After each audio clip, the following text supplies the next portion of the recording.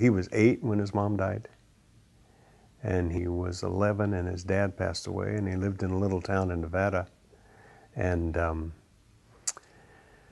at first, they just kind of, he was a ward of the town. To hear him tell it, nobody in particular was, in charge of him. And I guess that worked all right until he was a young teenager and he got in trouble, and the judge sent him to Reno. Let's see, he would have been 8 in 1947, so it was right after the war, and things were kind of hectic still. And so he was in a new town, never lived there, new family, new school, all of that, and managed to make it through all of that, and managed to turn out to be a really good guy. And I met him. He was the service manager of a little Mercedes dealer, and he was really my first boss that was in the car business. Probably what brought us together the most was racing. The guy that owned the dealership, he was a race car driver, and Red and I kind of served as his pit crew, and so we spent many hours together.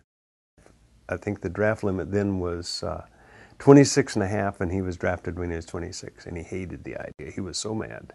They didn't send him to Vietnam, they sent him to Germany, and he learned a trade. He ran a radar station, and that served him well when he came out. He wanted a family. He had decided early in life that he didn't want to have children because of his experience as a child. But I think that he had changed his mind somewhere along the line. He loved being around my kids and my grandchildren. And you could just see it warmed his heart. It was a shame that he didn't have the opportunity to take on a role of some kind as a parent or as a leader among children, to give his time and effort, which he probably would have had he had the opportunity. He was a horseman. He didn't grow up as a horseman, but he decided when he was going to school that he needed to work, and he went to work breaking horses. After that, he always wore boots and had a big cowboy hat, and he thought that was cool, and so I always thought it was cool.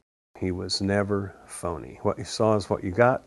He was rough around the edges, and he wasn't that way on purpose. It was just the road that he had traveled. For years, Red was not an everyday part of my life, but he was still an important part for years. And it's a rare person that's the case. And I loved him for it. Still do. Miss him.